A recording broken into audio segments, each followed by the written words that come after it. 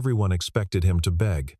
That was the unspoken agreement the room had reached before the meeting even began, that Michael Carter, the quiet operations manager who had spent 15 years keeping Phoenix Global running from the inside out, would stand in front of the executive board, bow his head, and plead his case with whatever dignity he could assemble under fluorescent light and institutional pressure.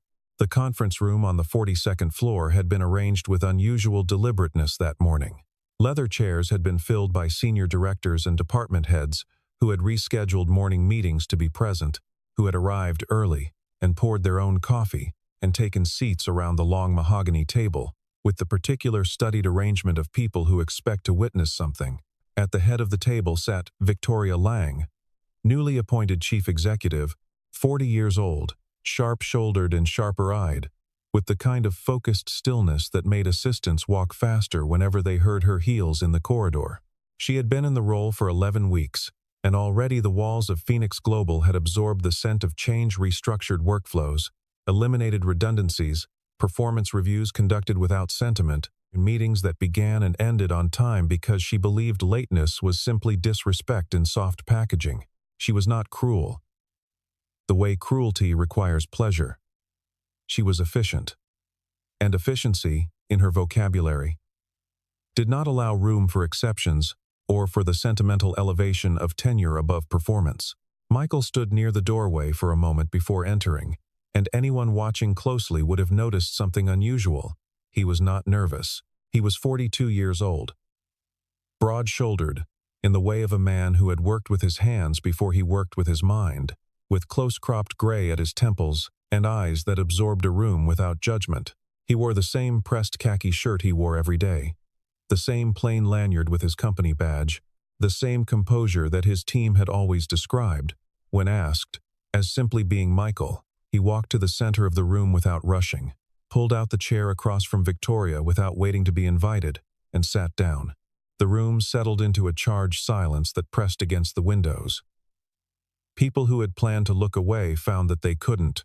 There was something in the way he carried himself, not arrogance, not performance, but the particular quality of a man who has nothing to prove and has known it long enough that the knowledge has become invisible on him, folded into the ordinary way he moved through the world. He did not look at the assembled directors. He did not scan the room for allies. He simply sat and waited, with the patience of someone who had learned long ago that patience costs nothing and saves everything.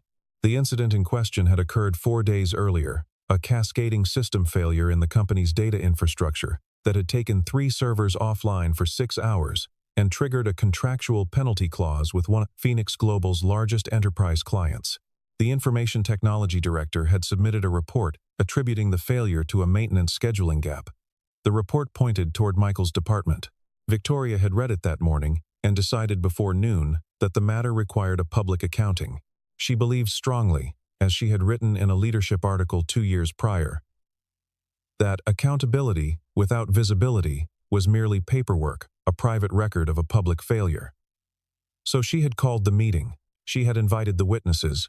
The room had been filling since 9 o'clock in the morning, and by 9:30, when Michael arrived, there was not an empty chair, because everyone who worked on the 42nd floor had found a reason to be present or had been quietly told to be present, and the expectation that filled the room was the same one that fills any room arranged around a foreordained outcome, the expectation of confirmation. They expected him to explain. They expected him to apologize. They expected him, at the very least, to perform the ritual of institutional accountability, to accept the shape of the story that had been written before he arrived, and to add his voice to it in the appropriate places. Victoria did not open with pleasantries. She rarely did. She set the report on the table between them, pushed it forward 3 inches, and said simply and clearly, "Mr. Carter, either explain this failure or consider your position here terminated." Her voice carried no cruelty, only precision. She was asking for a performance, and the performance she expected was contrition. What she received instead was something the room had no ready category for. Michael looked at the report without touching it. He looked at Victoria with an expression that she would describe to herself later as measured, not cold, not defiant, but measured, like a man taking the temperature of a situation he has already fully diagnosed. He looked at the room slowly, calmly, the way a man surveys a landscape he has memorized and is seeing for the last time, not with grief but with a kind of private completion. He took a breath. He did not raise his voice. He did not lower his eyes. He said, in a tone that barely required the room's silence to be heard, "If that is your decision, I respect it." Nothing more. He reached up, unclipped his badge from the lanyard, and placed it on the conference table with a small, precise sound, like the period at the end of a sentence that has been a long time coming. Then he rose, straightened his chair behind him, a detail several people in the room would remember later, and not be able to explain why it moved them, and walked toward the door at a pace that was neither hurried nor reluctant, simply steady, the pace of a man whose internal compass had already resolved the situation before anyone else in the room had finished processing it. No one spoke, not because there was nothing to say, but because the moment felt strangely sacred in a way no one could explain and no one would try to in the days that followed. Victoria watched him go with her expression arranged in its usual composure. But something behind her eyes was working a flicker of recalibration. She would not acknowledge for several days. The door closed. The room exhaled. Several of the senior directors exchanged glances that carried meaning they did not put into words. One of them, a man named Gerald Hicks, who had been with the company for 22 years and had watched 3 chief executives come and go like weather systems, turned toward the window and said nothing at all, but his jaw was tight. And that, for those who knew him, said everything. A younger analyst near the back of the room later told a colleague that the whole thing had felt like watching someone fold a flag. Deliberate, quiet, and impossibly final. Victoria gathered the report. She told her assistant to schedule a press briefing about the system failure. She did not look at the badge Michael had left behind, still centered on the conference table, until everyone else had gone. When she finally looked at it, she picked it up, turned it over once, and set it back down. She did not know yet what she was holding. In the days that followed, the silence of Michael Carter's absence announced itself in ways that no formal departure ever quite manages to produce. He had not left a forwarding address. His company email account, deactivated within the standard 48-hour window, received no auto-reply. The mobile number on his human resources file rang twice before going to a voicemail that had been cleared and never re-recorded. Just dead air where a voice should have been. His parking badge was returned to reception in a plain envelope with no note inside, no explanation, no sentiment. Just the object itself, delivered and done. Victoria received the standard separation paperwork, signed and notarized, and filed it without sentiment. She told herself, this was how things were supposed to go. Clean, documented, efficient. She had a company to run, and she intended to run it with the precision that her board had hired her to deliver. She had restructured a regional operations team of 40 people in her previous role without losing sleep. The removal of one mid-level manager should have registered as a rounding error in the ledger of leadership decisions. The problems began quietly, the way they always do. A vendor that supplied critical cooling components to the company's server infrastructure sent a brief email informing Phoenix Global that they were pausing their service contract pending a review of terms. No explanation, no anger. Just the pause, polite, opaque, final in the way that things are final when the relationship sustaining them has been interrupted at its source. Victoria's operations team spent 3 days attempting to re-establish contact before discovering that the vendor's owner, a man named Daniel Briggs, who ran a precision parts manufacturing business out of Indianapolis, had conducted all of his dealings at Phoenix Global through a single point of contact for nearly a decade. That contact was Michael Carter, not because the contract required it, not because Michael was the highest-ranking person involved, not because any policy or procedure had designated him as the relationship manager, simply because Daniel Briggs had once said, in a recorded vendor review meeting that nobody had listened to in 7 years, that he only did business with people he trusted. And the person he trusted at Phoenix Global was Michael. Not the contracts, not the purchase orders. Michael, the person who answered when he called. the person who showed up when there was a problem, the person who never made him feel like a line item. The same pattern appeared elsewhere, each instance quiet on its own and collectively alarming. A logistics partner in Denver stopped responding to routine scheduling requests. A software audit firm that Phoenix Global used for quarterly compliance checks sent a measured note saying they were reviewing their client relationships and would be in touch. A real estate broker who had handled 3 of the company's office expansions in the past 5 years sent a short message to the acquisitions department saying she would not be renewing her service agreement effective at the end of the current engagement. None of these were contractual crises, individually. Together, they constituted a slow withdrawal of goodwill, like a tide going out in the dark, revealing how much of the shore had been quietly, continuously maintained by a man no one had thought to ask about when he was present, and no one could replace now that he was gone. Victoria called an internal meeting. She asked her operations director why so many of the company's informal vendor relationships ran through the same name. The operations director, a woman named Karen Alvarez, who had joined Phoenix Global 3 years ago and had been quietly in awe of Michael's network since her first week, chose her words carefully. She said, because he built them. He built most of them personally, over a very long time, outside of any formal structure. Victoria's expression did not change, but she asked Karen to pull every file that referenced Michael Carter's name and to have them on her desk by morning. Karen said she would. Then, on her way out, she paused with her hand on the doorframe and said without turning around, because many times, this company couldn't survive without him. She left the sentence in the room like a key left in a lock. She did not wait to see whether Victoria would turn it. It was Gerald Hicks who sent the envelope. Victoria found it on her desk on a Thursday morning. No sender's name, no note attached, just a plain manila envelope sealed with tape that had been pressed down with unusual care. Inside was a collection of documents that had clearly been assembled over time by someone who understood exactly what they meant and had been waiting for the right moment to ensure they were read. Financial statements spanning 15 years, internal memoranda, board minutes from years past, and a set of handwritten ledger pages that looked as though they had been photocopied from something kept in a private drawer for a very long time. Victoria sat down. She did not have her assistant hold her calls. She did not check her calendar or her messages. She read for 3 hours without stopping, and with every document she turned, the version of Phoenix Global she thought she understood receded a little further, until she was reading about a company she barely recognized, not because it was different from the one she ran, but because she had been seeing only its visible surface.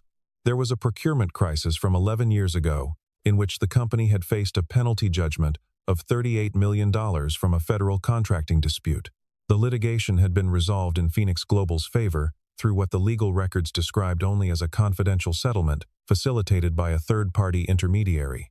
There was no public record of who that intermediary was, but a footnote in an internal audit memorandum written in the kind of dry, meticulous language that meant someone had tried very hard to make it sound unremarkable, identified the facilitator only by his employee number, Michael's employee number. There was a supply chain collapse from 7 years back, when a primary manufacturing partner had abruptly dissolved its contract, threatening 2 product launch timelines that represented 42% of the company's projected annual revenue.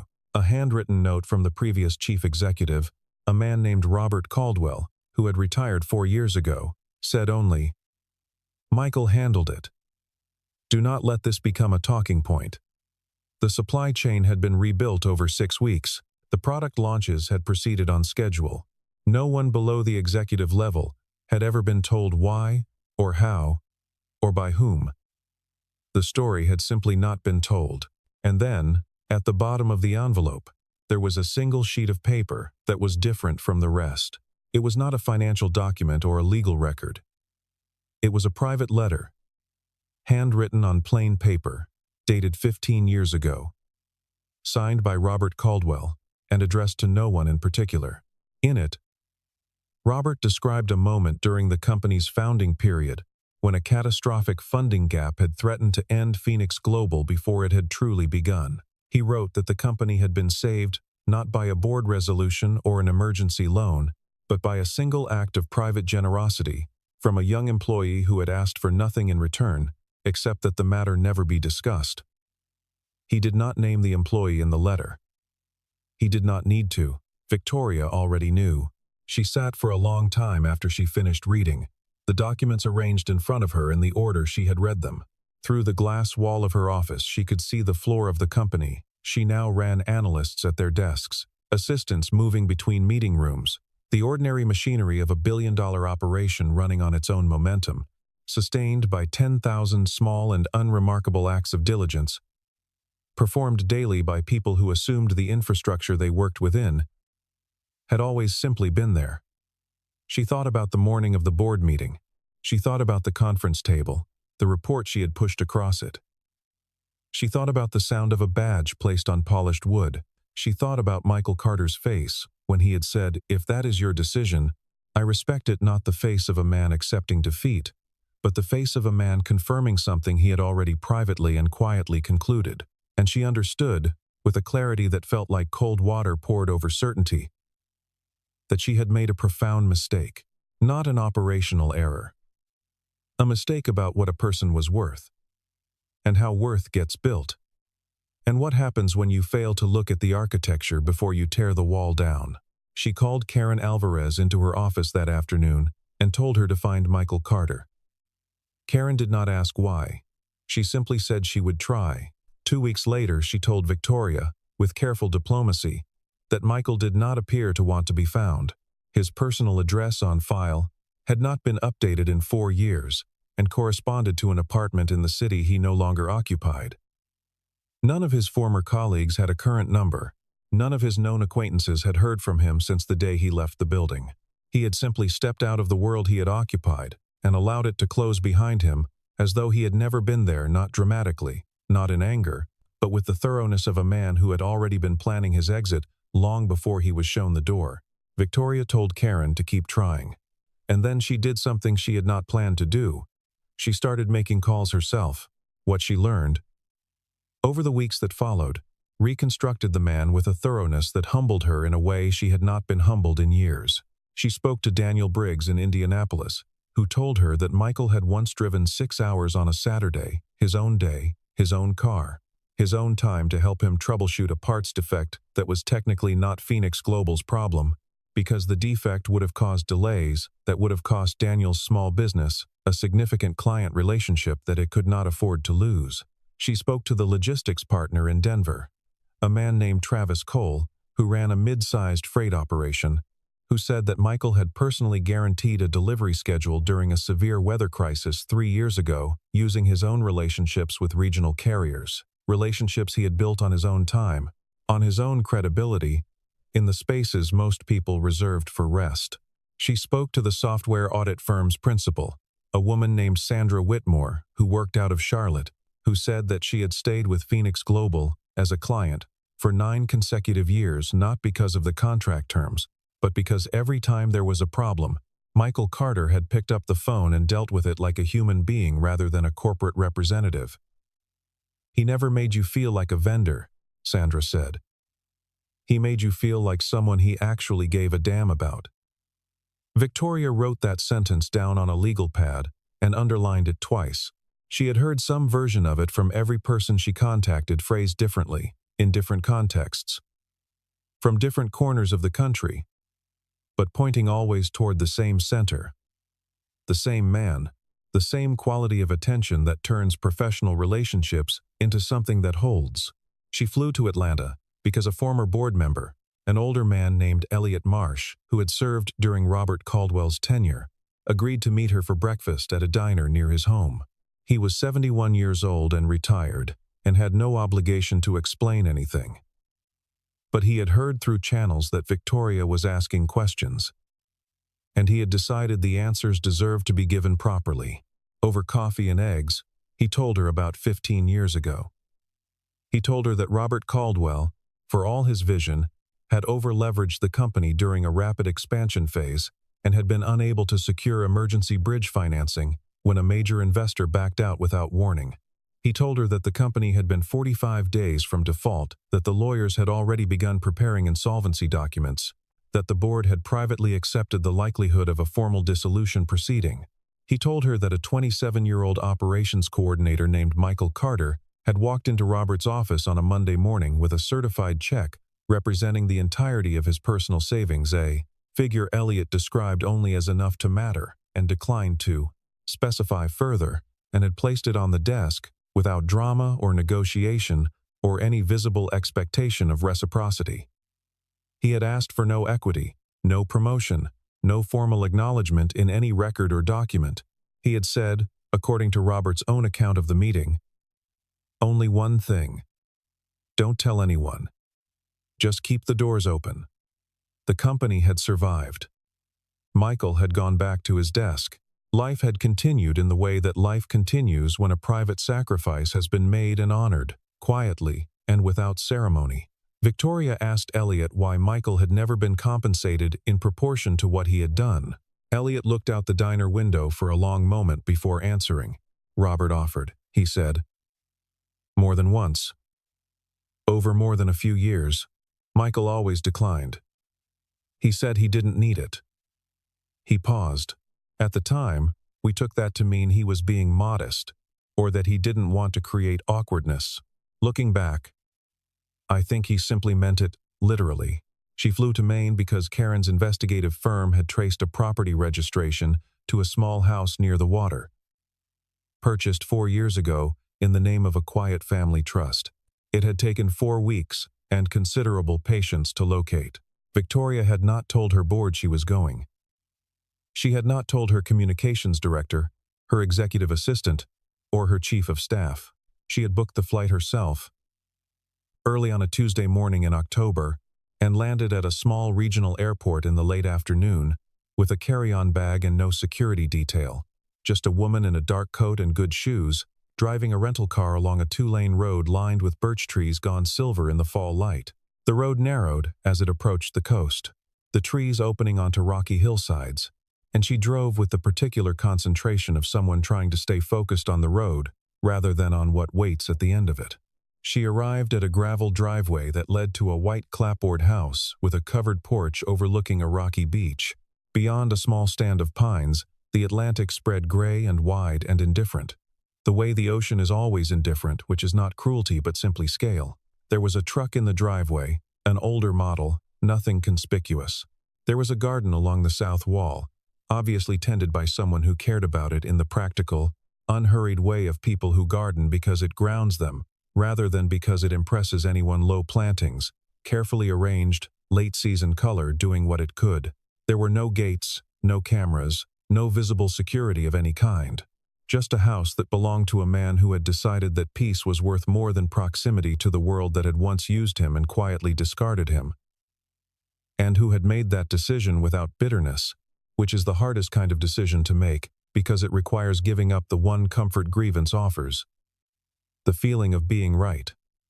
She pulled in beside the truck and sat for a moment in the car. She was, by any measure, a powerful woman. She had run a company. She had made thousands of decisions affecting thousands of people without hesitation and without apology.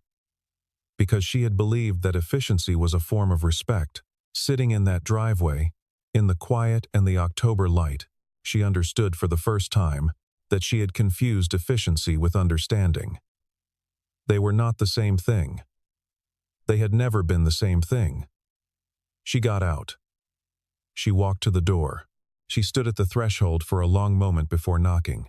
She thought about all the things she had rehearsed on the plane, the acknowledgments, the structured apology with its 3 components, the forward-looking close about shared value creation, and she understood, standing in the Atlantic wind, with the salt smell of the water reaching her from somewhere beyond the house, that none of those versions would survive first contact with a man who had spent 15 years choosing authenticity over appearance.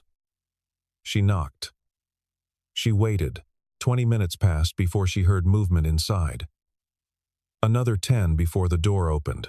Michael looked the same as he had in the conference room, and somehow entirely different, more settled was the word she decided on later. Sitting in the airport waiting for her flight back. He was wearing a work shirt and old jeans and holding a cup of coffee, and he regarded her the way he had regarded the board meeting, which is to say without hostility and without particular surprise, as though he had been half expecting her and had simply waited to see how long it would take and whether she was the kind of person who would bother. He did not invite her in immediately. He looked at her for a long moment, not calculating, not theatrical, just looking, the way people look at things they need to assess honestly before committing to them. Then he said, "You want to sit on the porch?" It was not a question. She said yes. He held the door open, and they sat in wooden chairs facing the water, and the wind came off the Atlantic with the smell of salt and enormous distance, and neither of them spoke for almost 5 minutes, which was the longest silence Victoria had experienced in a professional context in 11 years. She did not fill it with strategy. She did not reach for talking points or the language of institutional correction. She let the silence exist between them, and that was harder for her than it sounds, because she had built a career on the premise that silence is a resource to be managed rather than a condition to be inhabited. She said, "I owe you an apology." She had rehearsed versions of this sentence on the flight. The formal version, the disarmed version, the version that opened into an explanation, the version that preceded a business proposal and none of them had felt right, and the version she finally said was the simplest one, because all the elaborate framings had collapsed under their own weight on the drive from the airport, leaving only the plain fact of the thing. Michael turned his coffee cup in his hands. He looked at the water. He said, "Yes. Not don't worry about it. Not water under the bridge. Not the cushioning, face-saving, relationship-preserving deflection that most people in his position would have offered, because most people in his position would have wanted her to feel better about what had been done to them. Just yes, an honest acknowledgement that an apology was, in fact, owed. And somehow the directness of it was more disarming than any forgiveness would have been, because forgiveness can be a kind of power. A decision to release someone from a debt, whereas his simple yes just confirmed the shape of what had happened without offering her either relief or resentment. Victoria felt the rehearsed version of herself, the composed, controlled, forward-looking executive, slip sideways, and she told him everything she had found. The files, Elliot Marsh over eggs in Atlanta, Daniel Briggs talking about a 6-hour Saturday drive, Travis Cole's weather crisis, Sandra Whitmore's 9-year loyalty, the certified check that had kept 45 days from becoming 0. She laid it out without scaffolding, without the protective framing of professional language. Just the plain accumulation of facts about a man she had dismissed in a single morning with a single sentence. When she finished, he was quiet for a while. Then he said, "What surprised me wasn't being let go. I always knew I could be replaced on an org chart. Everyone can be, eventually. The thing that surprised me was that nobody asked. If someone had just asked, I would have explained everything. The system failure, the vendor context, the decision that led to the scheduling gap, the reasoning behind it. I wasn't hiding anything. I just didn't think anyone needed the full picture until they did." He looked at her, and apparently by then, the conclusion had already been drawn. He was not accusing her. He was naming it clearly and precisely, the way he named everything, because clarity is a form of respect, and he had decided, at some point in his life, to extend it, even to the people who had not extended it to him. Victoria put her hands over her face for a long moment. When she lowered them, her voice was steady, but her eyes were not. She said, "I'm sorry. I am genuinely sorry." He looked at her, and what completed her resolve was that he was not performing mercy, not offering her a transaction in which she confessed, and he absolved, and both parties walked away balanced. He was actually at peace. That kind of peace, she understood sitting on that porch in the Atlantic wind, is not something given to you by circumstance or by the behavior of other people. It is built over years, through deliberate choices about who you will be when the world gives you permission to be otherwise. He said, "Robert Caldwell hired my father when nobody else would. When I was 12 years old and my family was struggling in ways I didn't fully understand until I was much older. That company was the thing that made the difference. I never forgot it. So I stayed, and I protected it when I could. Not for recognition, and not for compensation. Just because it was the right thing to do, and because I knew how. and because being useful to something worth protecting is its own kind of reward. He looked back at the water. After a while, it wasn't even about the debt. It was just who I was, who I wanted to be. Victoria looked at him for a long time. Then she said, "I came to ask if there's any version of this where you'd be willing to come back. Not as an employee. As someone who has a real stake in what happens next." He looked at the water. He said, "Let me think about it." She said, "Take all the time you need." She drove back to the airport in the dark and sat at the gate for an hour before her flight and felt, for the first time in many weeks, that she might have done something right.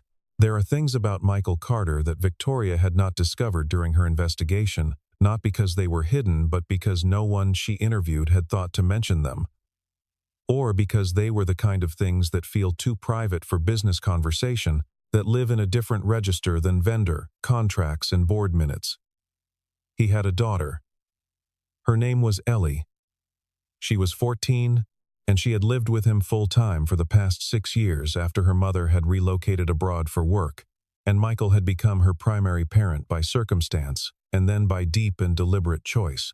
Ellie was the reason he had kept the house in Maine for 4 years before he finally moved into it. He had wanted her to grow up near the ocean, not because it was romantic, but because he had read that children with access to natural landscapes tended to develop patience, and patience was the quality he most wanted to give her. He had driven her to school every morning for 6 years, made her breakfast, helped with homework at the kitchen table in the evenings. When she had gone through a difficult period in 7th grade, withdrawing from friends, struggling with anxiety that settled into her like a stone she couldn't identify, he had quietly rearranged his entire work schedule to be home by 4 o'clock every afternoon, declining meetings, deferring reports, absorbing the professional cost without complaint, because some things matter more than professional cost, and a child in pain is one of them. None of this had appeared in his performance reviews. None of it was relevant to his operational metrics. It was simply the other half of who he was, the part that existed outside the 42nd floor, in the ordinary and irreplaceable business of raising a person who trusted him completely. Ellie had taken the move to Maine with the composure of someone who had watched her father handle disruption without complaint for years, and had decided, instinctively, to take her cues from him. He called Victoria 3 weeks after Maine. His conditions were clear and stated without apology. A board-level title that reflected his actual function. Full ownership of the vendor relationships he had built, with no one positioned above him in those conversations, and non-negotiable flexibility for his daughter, whose schedule came before everything. Victoria said yes to each condition without hesitation, and when he said one more thing, no more decisions about people without actually knowing the person. First, she said, "I understand." And he said, "I know you do. That's why I'm calling." The annual shareholder meeting was held in the main auditorium of Phoenix Global's headquarters on a Thursday morning in early winter, attended by every senior employee and several dozen board members and institutional investors who had been watching the company's recent instability with the particular nervous attention of people who have significant money precisely where their anxiety is. The room seated 300, and it was full. Victoria stood at the podium in a dark blazer and addressed the crowd with a directness that was both familiar and somehow different from the directness she had deployed 11 weeks earlier in that conference room on the 42nd floor. Less performance, more substance, the difference between someone who has rehearsed a thing and someone who has lived it and knows now what the thing costs and what it is worth. She announced structural changes to the leadership model, specific and detailed, the kind of changes that come from genuine understanding, rather than external pressure. She announced the reinstatement of several vendor relationships that had been paused. She announced the re-signing of the enterprise client with terms she described as favorable to both parties, because they were. And then she said something that was not in any version of the pre-circulated talking points, that had not been reviewed by communications or legal, that had been written only by the experience of the past several months, and the particular clarity that experience requires when it has cost you something real and forced you to look directly at what your choices made of you. She said, Before any of that, I owe this company and its people a public acknowledgement. Several weeks ago, I made a decision about a person without understanding who that person was. I allowed an incomplete picture to guide a consequential judgment, and I did not slow down long enough to ask the questions that might have corrected that picture. That is not the kind of leadership I was brought here to provide, and it is not the kind of leader I intend to be going forward. The room was very quiet, the particular quiet of people who are paying full attention rather than waiting for the next slide. She said, "The man I'm talking about is Michael Carter. Many of you know him. Most of you, I suspect, did not know everything about him. I didn't. He is the reason this company survived 3 separate crises that would have ended us. He is the reason we still have the partnerships and the reputation that allow us to sit in this room together. He never asked for credit. He never asked for recognition. He did what he did because he believed it was the right thing to do. Because he had been given something years ago by this company that he never forgot and never stopped trying to repay, even when no one was keeping count. And I repaid that by asking him to leave." The silence in the room was not the silence of shock. It was the silence of recognition. 200 people simultaneously understanding something they had half known for a long time, something that had lived in the texture of the company's culture without ever being named, that had given certain meetings their steadiness and certain crises their resolution, without anyone quite being able to say why. Someone at the back of the room began to applaud. It spread in the way that real applause spreads, not the polite, reflexive kind that fills a room because it would be awkward to withhold, but the kind that comes from somewhere specific in a person's chest, because something true has been said out loud, and the body's first instinct is to confirm it. Michael walked in from the side entrance. He was wearing a good jacket, dark and well cut, the kind that looked comfortable rather than formal on him. And beside him was Ellie, who was smiling at the floor, in the way teenagers smile when they are prouder of their parents than they have the vocabulary to say, and would rather die than admit it in a room full of adults in business attire. He took his seat at the board table as the room continued to stand, and he looked out at the applause, with the same composed attention he had brought to every difficult moment of his professional life, receiving it without being diminished by it, without performing humility or false modesty, without flinching from what had been genuinely and completely earned over 15 years of quiet, unrewarded work. He looked like himself. That was the thing several people remarked on afterward. That he looked exactly like himself, as if nothing that had happened had added or removed anything from the essential quality of the man. Which perhaps was the point, and perhaps was the whole story. Victoria introduced him as a new strategic board member and primary advisor on external partnerships, a title that had been written by someone who had finally learned to ask the right questions and to listen carefully enough to hear the answers. He was also, as subsequent company disclosures reflected, a beneficial shareholder of meaningful significance. The investment fund he had been quietly building for a decade had made him, in purely financial terms, one of the company's most consequential individual stakeholders. He had never held the shares under his own name. He had never mentioned them to anyone at Phoenix Global. He had simply watched from a position of silent co-ownership as the company he had once saved with his own savings grew into a billion-dollar enterprise, and he had asked for nothing except the opportunity to keep doing the work he had always found worth doing, for reasons that no organizational chart had ever been designed to capture. The months that followed were quiet and consistent, which is the only kind of recovery that holds. Michael re-established contact with the vendors who had paused. He flew to Indianapolis and had dinner with Daniel Briggs, who came back to the contract without conditions, and without fanfare, just a handshake and a shared meal, and the understanding, renewed between two people who had known each other long enough to skip preamble, that the underlying relationship had never actually broken. He called Travis Cole and Sandra Whitmore, and the conversations were brief because the trust that had frayed was not broken, only in need of confirmation that the person they had trusted was still present and still the same. He was. He always had been. The enterprise client that had terminated their contract sent a careful inquiry in the 3rd month asking whether Phoenix Global would be open to renegotiation. Victoria brought the inquiry to Michael without editorializing. He called the client's operations director directly, on a Friday afternoon, and talked for 40 minutes not about contract language or penalty clauses or liability frameworks, but about what the client actually needed in the next 2 years, and whether Phoenix Global could genuinely and sustainably provide it. The contract was reinstated the following week, with terms more favorable than the original version. The stock recovered steadily over the subsequent quarter. The press moved on to other stories, as it always does when the crisis narrative stops producing new material, and the company, without announcement or ceremony, became more stable than it had been in years. Not the brittle stability of a system running on bluster and momentum, but the settled stability of an organization that has been honestly examined and honestly repaired.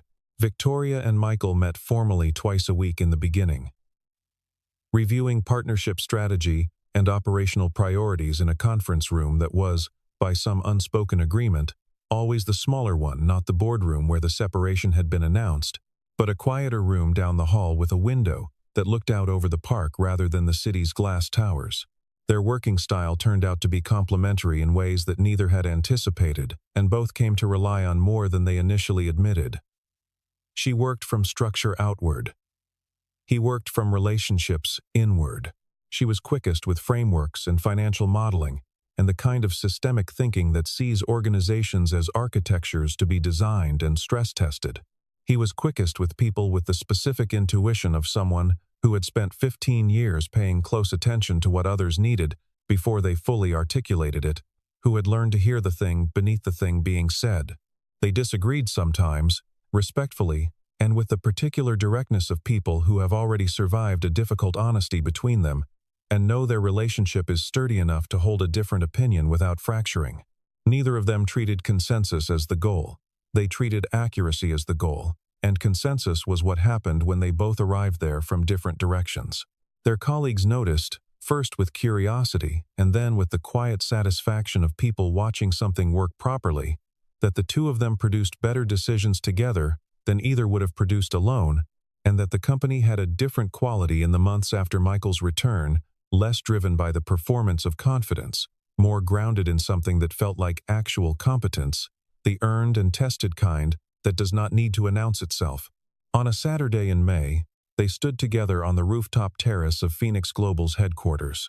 It was late afternoon, the kind of light that turns everything it touches golden and slightly unreal, softening the glass towers of the surrounding city into something that looked almost deliberate, as though the light had been arranged by someone who understood composition.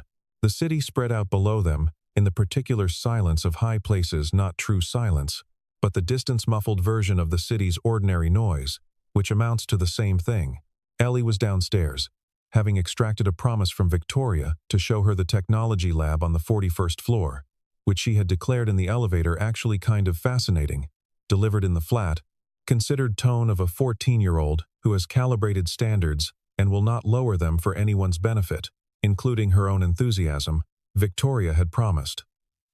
She meant to keep it. She had been learning, in the months since Maine, that promises made to people who trust you are not obligations to be managed but commitments to be honored, and that the difference between the two is not semantic but essential.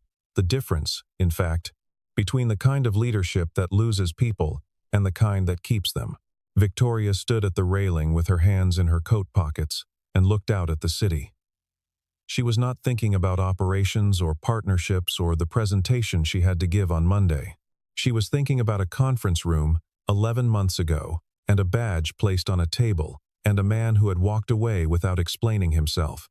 And she was thinking about the cost of that moment, not in revenue or in stock price, but in the quieter currency of trust and understanding that no quarterly report has ever been designed to capture. She said, "I almost lost the best person I've ever met." She said it quietly, not as a confession requiring absolution or an admission requiring response, but as an observation, the kind you make when you have processed something long enough that you can finally say it out loud without it demanding anything more from you than honesty. It was the kind of sentence that a different version of herself would never have said aloud, because it acknowledged something that could not be converted into strategy or leverage or competitive advantage. It was simply true. and she was saying it because he deserved to hear it, and because she had decided somewhere between Maine and the shareholder meeting and the dozens of small, careful, ordinary conversations that had followed that being the kind of person who says true things, even the ones that cost you something, was the only kind of person worth being.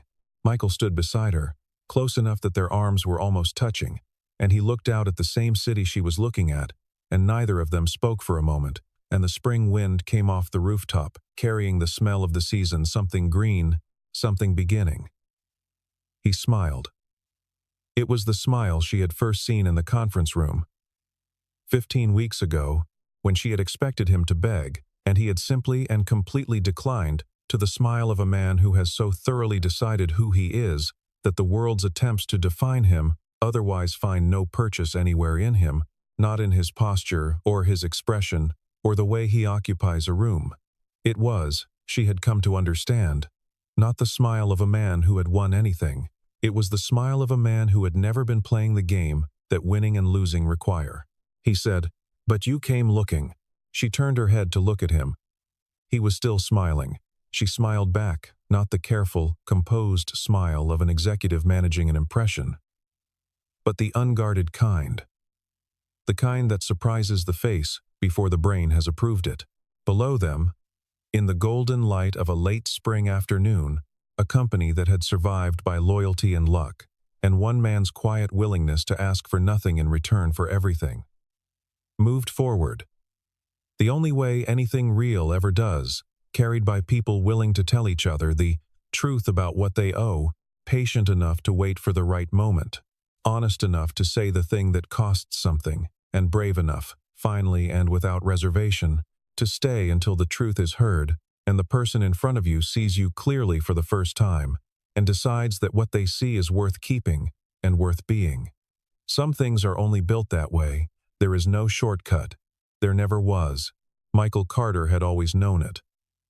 Victoria Lang was still learning. And that, in the end, was the most important thing about her. That she was the kind of person who could,